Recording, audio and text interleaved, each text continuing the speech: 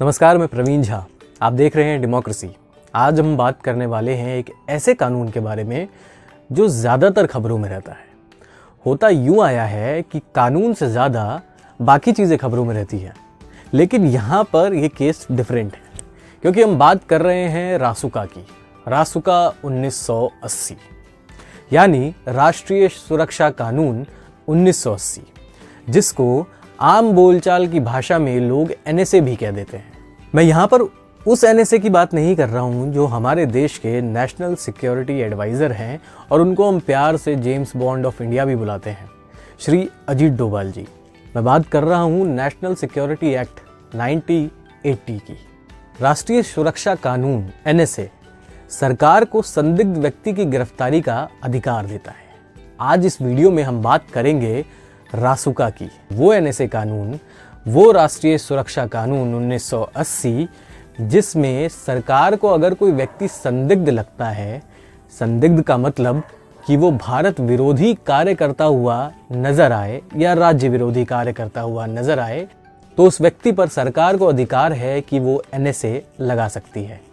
NSA के case में ज़्यादातर ये नज़र आया है कि एनएसए लगने के बाद लोग नेता बन जाते हैं। इसके बहुत सारे उदाहरण हमारे सामने हैं। इस वीडियो में मैं आपको एनएसए कानून की बारीकियां और उन सभी लोगों के नाम बताऊंगा जिन पर एनएसए लगा है। रासुका के अंतर्गत नागरिकों की गिरफ्तारी कैसे की जाती है। अगर सरकार को लगता है कि कोई व्यक्ति कानून को सुचारू रूप से बरकरार रखने में बाधा उत्पन्न कर रहा है या वह व्यक्ति आवश्यक सेवा की आपूर्ति में किसी भी तरीके की बाधा उत्पन्न करने की कोशिश कर रहा है, तो वह व्यक्ति को सरकार किसी भी सूरत में गिरफ्तार करवा सकती है। देश के खिलाफ किए जाने वाले काम के दौरान भी सरकार उस व्यक्ति पर रासुका लगा सकती है। विदेशियों की गिरफ्तारी, अगर सरकार को ये लगता है कि कोई भी विदेशी देश में अनावश्यक रूप से रह रहा है, तो उस पर राष्ट्रीय सुरक्षा कानून 1980 के अंतर्गत कार्रवाई की जा सकती है और उसे गिरफ्तार भी किया जा सकता है। रासुका 1980 के अंतर्गत गिरफ्तारी की सीमाएं क्या क्या हैं। इस कानून के अंतर्गत किसी भी व्यक्ति की गिरफ्तारी 3 महीने के लिए की जा सकती है। आवश्यकता अनुसार गिरफ्तारी की सीमा को 3-3 महीने बढ़ाया जा सकता है। अगर ये गिरफ्तारी किसी अधिकारी ने की है तो उसको ये राज्य सरकार को बताना होगा कि उसने किस आधार पर यह गिरफ्तारी की है। जिस अधिकारी ने गिरफ्तारी की है, उस अधिकारी के पास राज्य सरकार को ये बताने के लिए कि उसने ये गिरफ्तारी किस आधार पे की है, उसके लिए उसके पास 12 दिन का समय होता है। अगर वो अधिकारी ये बताने में 5 से 10 दिन से ज़्यादा समय ले तो ये अवधि 15 दिन की जा सकती है। उसके बाद राज्य सरकार इसको अनुमोदित करती है। उसके बाद राज्य सरकार को एक रिपोर्ट तैयार करनी होती है और 7 दिन के भीतर केंद्र सरकार के पास वो भेजना पड़ता है। सीसीपी 1973 के अंतर्गत जिस व्यक्ति के खिलाफ आदेश जारी हुआ है, उसकी गिरफ्तारी भारत के किसी भी हिस्से में की जा सकती है। तो ये एक ऑल इंडिया लेवल का कानून है।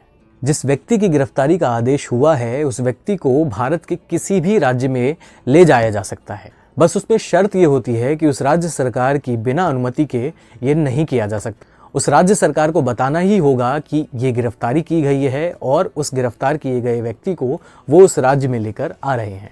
जिस व्यक्ति को गिरफ्तार किया गया है, उस व्यक्ति की गिरफ्तारी को वैलिडेट किए जाने के बाद उसकी गिरफ्तारी की अवधि, वो टाइम लिमिट उसकी गिरफ्तारी के दिन से लेकर 1 साल के पूरा होने तक होती है।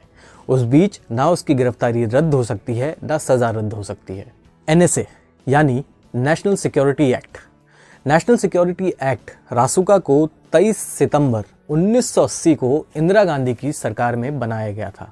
इस कानून को इसलिए बनाया गया जिससे कि देश को सुरक्षा देने के लिए सरकार को और भी ज़्यादा शक्तियां प्रदान की जा सके। रासुका केंद्र और राज्य सरकार को संदिग्ध व्यक्ति की गिरफ्तारी के लिए अनुमति देता है। राष्ट्रीय सुरक्षा अधिनियम के तहत जिस व्यक्ति को हिरासत में लिया गया है, उन पर बिना आरोप तय हुए भी उनको 10 दिनों के लिए हिरासत में रखा जा सकता है। इस दौरान वो अपनी अपील उच्च न्यायालय के सलाहकार बोर्ड के सामने कर सकते हैं, लेकिन मुकदमे के दौरान उनको कोई भी वकील रखने की अनुमति नहीं होती। हाल के दिनों में 2 महत्वपूर्ण लोगों पर एनएसए लगाया गया, जिसमें भीम आर्मी चीफ चंद्रशेखर आज़ाद को एनएसए के तहत जेल में रखा गया। चंद्रशेखर इसकी वजह से कई महीनों तक जेल में रहे। इस कानून के कारण मणिपुर के पत्रकार किशोर चंद्र वांगखेम को 133 दिनों तक जेल में रहना पड़ा। उनकी गिरफ्तारी 2018 में हुई थी क्योंकि उन्होंने सोशल मीडिया पर सरकार की आलोचना की थी।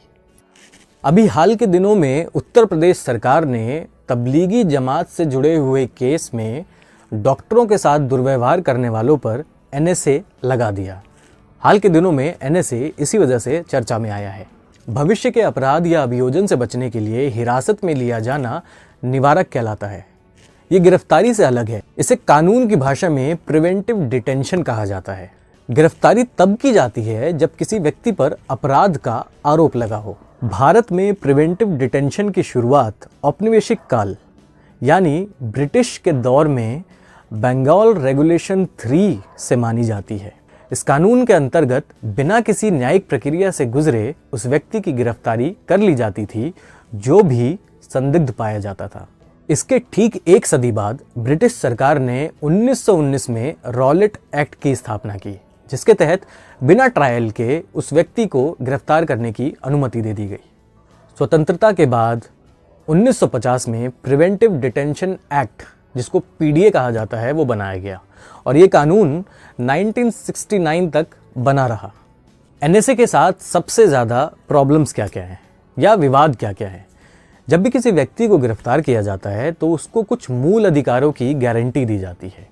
इसमें जो सबसे बड़ा अधिकार ये है कि गिरफ्तारी का कारण जानने का अधिकार, कि उस व्यक्ति को आखिर गिरफ्तार किया क्यों गया। संविधान के आर्टिकल 22/1 में कहा गया है कि गिरफ्तार व्यक्ति को परामर्श देने के अधिकार से वंचित नहीं किया जा सकता। NSA के साथ सबसे बड़ी जो कमजोरी है इस एक्ट की वो ये है कि नेशनल क्राइम रिकॉर्ड्स ब्यूरो, जिसका काम है देश भर में किए जाने वाले अपराध का डेटा जमा करना, उसके पास NSA के तहत की जाने वाली गिरफ्तारियों का डेटा नहीं होता, क्योंकि NSA में किसी भी तरीके की FIR नहीं की जाती, फर्स्ट इंफॉर्मेशन रिपोर्ट नहीं दायर की जाती। इसीलिए NSA के तहत की जाने वाली गिरफ्तारियों का data national crime records bureau के पास भी नहीं है। तो ऐसे में इसका पॉलिटिकल मिसयूज होने के चांसेस अपने आप बढ़ जाते हैं। जब से NSA बना है, इसके राजनीतिक दुरुपयोग का खतरा हमेशा बना रहता है, क्योंकि कुछ गिरफ्तारियां ऐसी होती हैं जिस पर सवाल अपने आप उठ जाते हैं।